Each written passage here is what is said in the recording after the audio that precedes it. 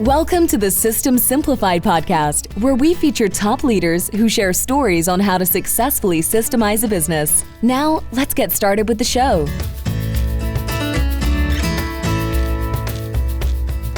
Hello, Adi Klevit here, the host of the System Simplified podcast.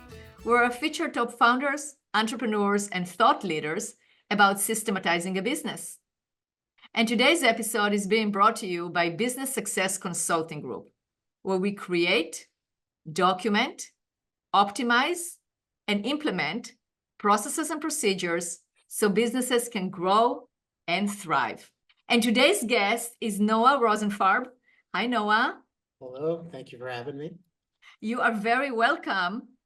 Well, I heard Noah speak in person in several events. We are both part of Entrepreneur Organizations, EO, and the topics that he speaks about are fascinating. And that's why I reached out and asked him to be a guest on this podcast so our listeners can hear it as well. And I will get the opportunity to ask him different questions that I want answers to, and we can hear it on the podcast. So it's going to be a lot of fun. Looking forward to it. Great. So Noah, first of all, let me introduce you with the proper bio so our listeners will know who you are. So you are a third generation CPA, and you built Freedom Family Office to help entrepreneurs produce predictable income, create their ideal life, and build their legacy. I mean, that's what people want, and you call it freedom, which is amazing. So again, you're helping entrepreneurs produce predictable income. Who doesn't want that? Create their ideal life and build their legacy. Three amazing things that every entrepreneur wants.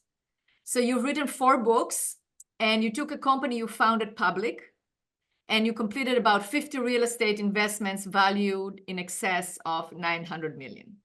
So I would say that you don't only talk the talk, you walk the walk, you know what you're talking about. And what I would like to do in this interview is to share the tools, resource, and strategy you have used to become rich beyond money. You know, that's definitely very interesting subject, and how you encourage others to use it, and how do you practice that with other people, and how do you help them? So that's what we're going to be talking about. Great. My favorite topic. Absolutely. All right.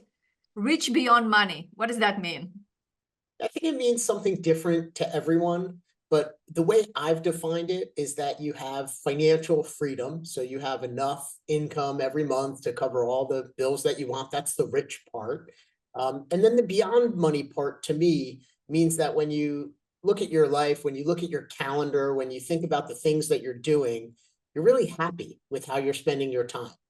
And beyond that, you also have meaning and purpose in your life. So I think, unfortunately, for a lot of entrepreneurs, they have this vision that they're one day going to sell their business, and that's going to give them the financial freedom that they wanted, and it's going to clear their calendar so they could do all the things they ever wanted to do. And what they miss is that often they lose that meaning and purpose that really came from being in their business and solving problems, or as Chip Conley from Modern Elder Academy says, they lose out on the agitation of business ownership. Right, that's correct. So how do you help people figure out what does it mean for them to be rich beyond money? We do a lot of questions around how people want to spend their time. One of the simple exercises that your audience can do is just go buy a lottery ticket and think about winning, and sit down and answer these really 4 simple questions. What are the things that you'd start doing? What are the things that you'd stop doing? Who are the people you'd spend more time with? And who are the people you'd spend less time? And then once you have those answers, try and consider whether or not you actually need to win the lottery to move closer to those goals. And most often in my life, I found that that's going to drive me to be rich beyond money, because I may not necessarily even need the money to start living more closely aligned with the true purpose that I have inside of me. I love it. I think it's great. Now, we talked about you help, and one of the things you help entrepreneur is produce predictable income, have predictable income. Tell us more about that. How do you go about it, and what does that mean? Well, I think there's one way is to measure it, and predictable income I like to think of as also kind of island income. So if you were stranded on an island and you didn't have access to the internet or your cell phone, how much income would you generate every month? And how persistent would it be? For many of us that own businesses, maybe the first month, the business might perform well. But if we were on that island for a year or two, we might have a feeling in our gut that things are not going to go well without us. So that income isn't as predictable as we'd want it to be. Versus perhaps maybe you have a bond portfolio that's generating 4% on your investments. Well, you could be stuck on that island for years and years, and that portfolio is likely to continue to generate that income. So one of the things we encourage you to figure out is, well, how much income do you actually want? And where are you getting it from? And how much of it do you have right now? Most people don't even know how much passive income they're generating. And what I always recommend to entrepreneurs that are thinking of selling their business is to try and get 20% of that targeted goal amount before you even list your business for sale. And there's a variety of reasons why I would encourage you to do that, but getting to that 20% target is a great mile marker. So basically getting 20% from passive income that doesn't depend on your business? Correct. Yeah, because if you can get, let's just say a lot of the clients that I deal with, they probably want something like $30,000 to $50,000 a month of predictable income coming in each and every month, net of taxes. Well, in order to generate 6,000 to 10,000 a month, you're going to have to make some various investments in different types of investments. Maybe it's real estate. That's an asset class that I happen to really like. Maybe it's stocks and bonds. Maybe it's making loans to people and generating interest on private debt. Maybe you like investing in startup businesses. But in order to figure out how you're going to generate that passive income, you're going to have to learn and become a beginner again. And the best time to do that is while you still have your cash flow coming in from your company. Makes sense. So then you figure out how to do that, you find a successful line, and then when you sell your business, then you can continue because you already started to do that, and you can build upon that.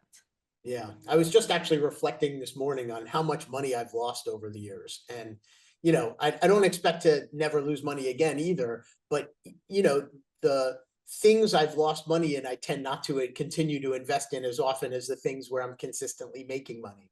But the only way I've learned is through those experiences. And it's a lot easier to withstand the loss when you're still making income. Absolutely. Absolutely. Good. So now create the ideal life for entrepreneurs. What is your strategy about that? So we talked a little about that lottery exercise. I think that's one good way to try and give you a tactical strategy for how do I start doing things today? How do I want to spend more time with my parents who are getting older. Or I want to spend more time with my spouse. Okay, how can I integrate that into my life? But we also use an exercise called True North, where we help you envision whatever your next stage of life is going to look like. Maybe that's 5 or 10 years away when you become an empty nester. Maybe there's another mile marker in your life that you're thinking, oh, that's when my schedule is going to evolve. My freedom and flexibility is going to change. My desire to work is going to be different. And looking out into that future, thinking through what is that lifestyle? What are the goals that you have when that time comes around? And how do we start planning and arranging your affairs so you can do more of it now? So myself as an example, when my kids were young, I believe they were like 6 and 2, we were going to spend 2 weeks up in New Jersey. I was living in Florida at the time. I came from New Jersey. We're going back to New Jersey for 2 weeks, go to Sesame Place and travel around and see family and friends. And I thought, it would be great if I really was able to take the whole summer off. And so when I had that idea, I said, well, what do I need to do to put myself in a position where I can only work on school days? And within 3 years, I was able to restructure my business through processes and systems so that my time and effort was contributed to the company on my schedule. And so I could be like my wife, who was a school teacher before we had kids, she only worked on school days. And so same with me, I would only work on school days. Amazing. So you mentioned processes and systems. Thank you. What processes and systems did you put in place in order for you to be able to live, or to, maybe it's not your completely ideal life, but getting close to it? There's a variety of things I've done over the years. I think a lot of the systems and processes have to do with getting comfortable as an entrepreneur with delegation, and also with how to manage quality control. Because so often, like Michael Gerber wrote about in the E-Myth, he says, most of us grow up as entrepreneurs because we're good at the work that we're selling to our customer. And as a result, because we're so good at it, we get more customers. But if we don't want to do more work because we have more customers, we then need to instill the people, the processes, the systems, and the trust and reliability that we know that the quality that the team can produce is acceptable to the marketplace, even if there may be a small diminution versus us doing it 100% on our own.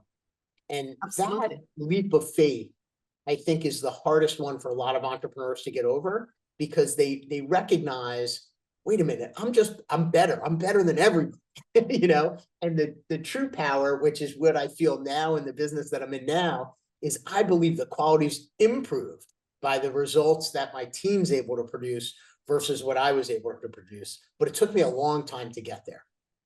Right, right. So I know this is a very important point, and you went through it. So tell the entrepreneurs that are listening to us, how did you actually get yourself, how did you manage that shift in the mindset from I'm doing it the best, I'm the only one who can do it? And it's more even true than even in a service industry where people are signing up. Well, I'm signing up because I want to talk to Noah. I want Noah to be my CPA. I want Noah to do my tax strategy. I went to a lecture and listened to Noah. Didn't listen to a lecture of his staff. I want to work with you. How did you overcome that situation of basically wanting to work with Noah and Noah feeling that, yeah, of course they want to work with me because I'm the best? So I would say when it became easier for me was when I was detached from the outcome. So when I achieved financial independence, I had sold my last operating business, and I was, functionally retired as an operator of a business that I owned. I still made plenty of investments. I owned lots of businesses, but I wasn't in control of any of them. And then when I started what's now Freedom Family Office and our sister company, Wealthrive, those businesses, when I started them, I didn't need them to be successful. They didn't need to make a penny. And so when people approached me, really, the business was born out of people asking me if I could help them and me saying no. I was speaking, like you heard me talk. I got popular, speaking to groups, entrepreneurs, about how they could develop their strategy, tax strategy, how they could become rich beyond money. And people were inevitably, saying, can you help me? Can you help me? And I was just saying no. And finally I said, I'm really doing a disservice, not only to them, but to myself, as someone who really cares about entrepreneurs and wants to serve entrepreneurs and wants to be helpful to entrepreneurs. That's why I'm talking. That's why we're here today, sharing some of these concepts. But I didn't want a job. And so I figured out the best way to do that is let me build the team. Let me educate them and train them on all the things that I would normally do. But when I've assembled this team, I now have a team of about 20 accountants, lawyers, and financial planners that all work together to help entrepreneurs achieve their goals. But because there's 20 of them, my co-founder, Peter, he has much deeper expertise as a 40-year attorney, especially in estate planning and matters related to the law. My co-founder, Jenna, who worked at Bridgewater Associates and Goldman Sachs, she has much better expertise at process and interviewing and HR and team management. And, Keisha, who's our client service associate, she's much better at taking the action items from a meeting and making sure they get implemented. So I've now assembled a team of people that individually can complete each aspect of their role much more proficiently than me. And in aggregate, I have so much confidence that when my team serve someone, they're going to get a better outcome than me. And the reality is, if that person on the other end says, no, I only want you, the answer is no. And I'm okay with it. Beautiful. It's a great answer. And even if you're not there, for our listeners, just pretend like you are, just like the lottery ticket, right? So how would you behave if you didn't rely on the business? Because regardless, having that desperation is not going to get you anywhere. I mean, some of us, and I mean, I'm sure you're as well, like super competitive, and we will have the competition. You know, you want to do well, you want your business to exceed, whether you need it or not, the income doesn't matter.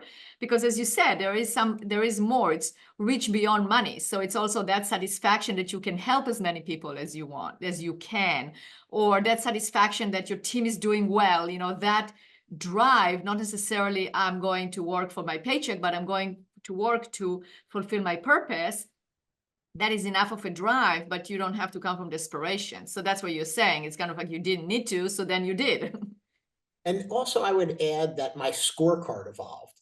When I was in my 20s and 30s, really more even so my 20s, my scorecard was strictly focused on what was my income, what were my expenses, how much money was I saving, and how was I growing my net worth. And I was exclusively focused on this fast charge to becoming wealthy, and really just focusing on the financial aspect. When I had children, my scorecard changed, and I started managing, you know, how many nights was I having dinner with the family? How many nights was I sleeping in bed next to my wife? How many, you know, days was I able to go on vacation and create new experiences with my kids? And so as a result of changing my scorecard, I would say, oh, you know, there's this great opportunity that I might be able to generate new business at this event. But you know what? I went out Monday night and I went out Tuesday night. I want to be home Wednesday, Thursday, Friday, Saturday, and Sunday. Like, that's it. 2 was my limit. And I started setting limits for myself that reduced my potential income, but increased my rich beyond money status. Absolutely. Absolutely. And that is very important, because otherwise we get into what is referred to as burnout. You know, it's you're not satisfied and you're not getting to really what you want. So it's that deeper purpose, it's deeper meaning that will get you to what you want to achieve in life. Which brings me to the next topic, which is the legacy you want to leave. And that's part of what you talk to your clients and work with your clients on. You have the life, the predictable income, the life that you want to live, but then it's also the legacy that you leave behind. And it's even more so what I try and help people focus on is, what's the legacy they want to create while they're alive? And how are you going to influence the way your impact on others is while you're here? Bill Perkins wrote a great book called Die with Zero, which talked about utilizing your financial assets during your lifetime. But I also want people to utilize all of their creativity, their ingenuity, and their expertise to serve others while they're here. Don't, you know, let it necessarily just focus on your own business success, but how can you expand it by sharing your experience with others, by creating a deeper family, a more meaningful family bond? How can you support noble causes? And when you integrate, you know, what I like to think of as that trifecta of not only focusing on your family and your community, but sharing your experience, you're going to find a deeper meaning and purpose to continuing to create your own legacy while you're here. I love it. Absolutely.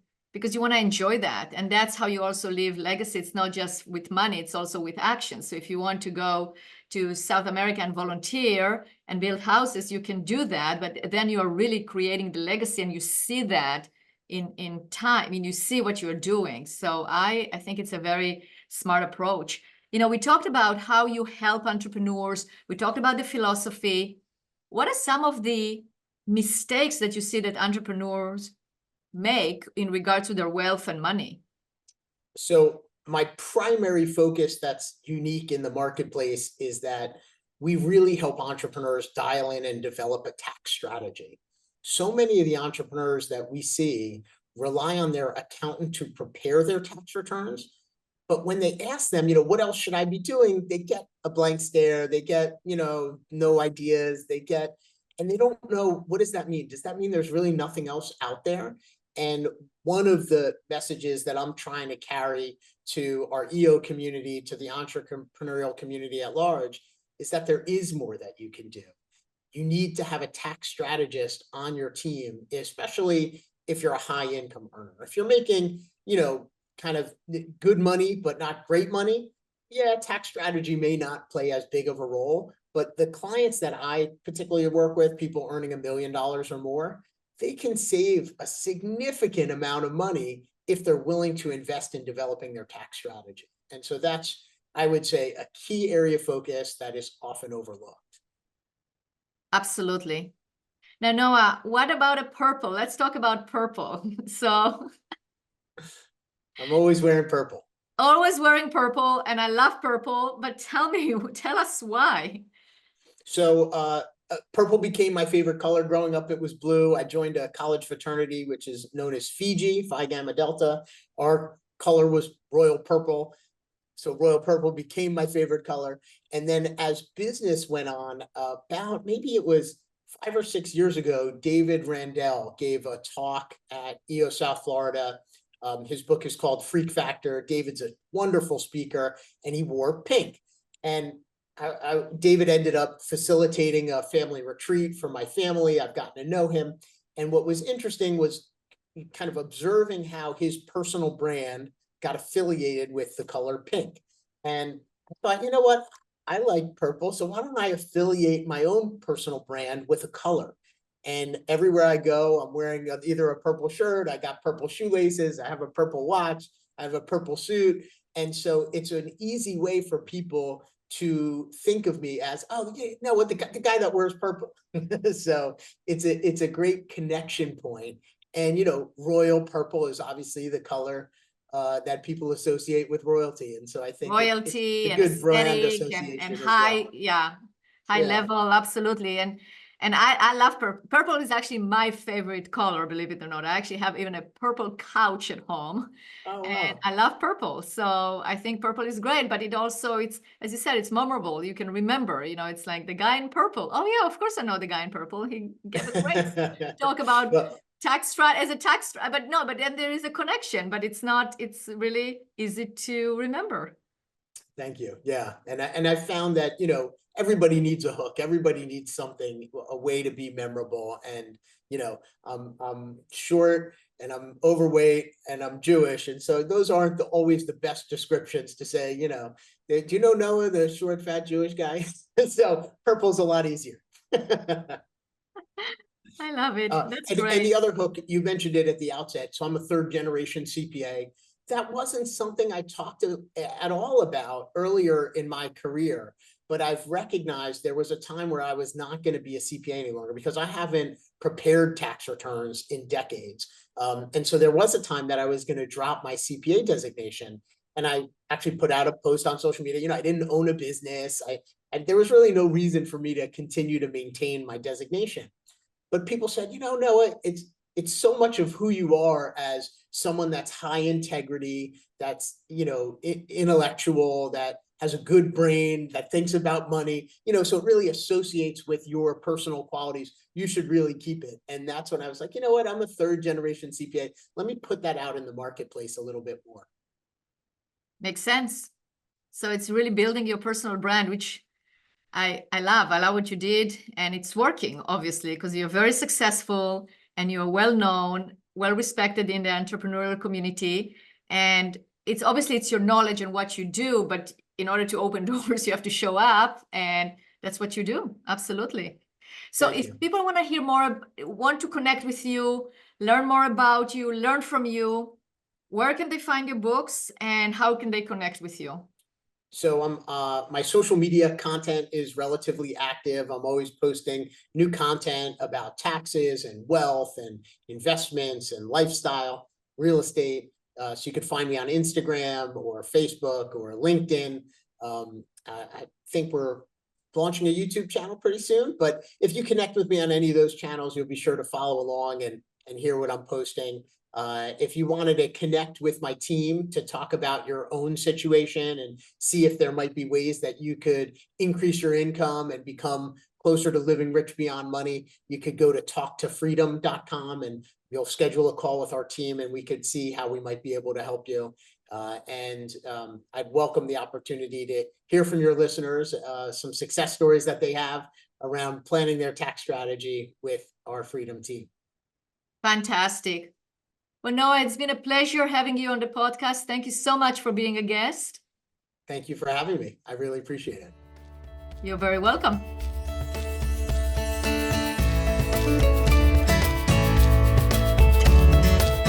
Thanks for listening to the System Simplified podcast. We'll see you again next time, and be sure to click subscribe to get future episodes.